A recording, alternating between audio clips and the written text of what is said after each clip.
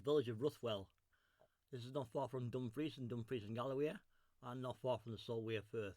Here you've come to visit an interesting church with an interesting feature within inside it. The church began as a long, narrow medieval church, possibly in the 7th and 8th centuries, but interesting enough, it has a worshiping cross in here from the 6th century, believed to be Anglo Saxon. And as we can see, an interesting church to begin with, and the asp was added in the 17th century, which houses the cross, which we'll see in a minute. And there you go. Isn't that absolutely amazing? There's a lot of Christian iconography on it, and there's both Latin text and runes, and it is quite large, and it's 18 feet high, and that's why it was brought down into the ground, as that was the only architectural option for it to be placed in the church without being too expensive by raising the roof. And we have some interesting stained glass here from people who assisted in the church refurbishment.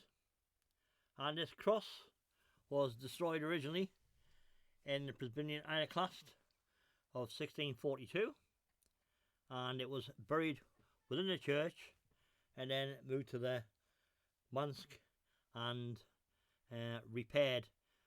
But there were parts that weren't, like the cross member had disappeared, but most of it is actually original.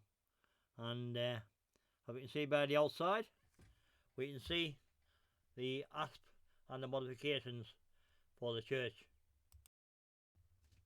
As you can see from the outside, you can see how the church has been adapted to suit the cross, and that's thanks to the work of Reverend James McFarlane, who put it within there. And before that, it was Reverend Henry Duncan in 1823 who put it in the actual grounds of the manse, which is right next door. And he was also one of the first to invent the savings bank, the trustee savings bank, and there's a museum in the village about him.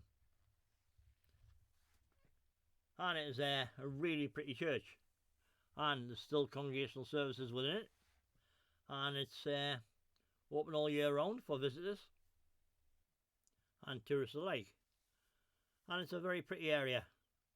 So if you're in the Galloway area, please come and visit. And the Ruthwell cross is being compared with the Bewcastle cross, which we'll be investigating at a later date.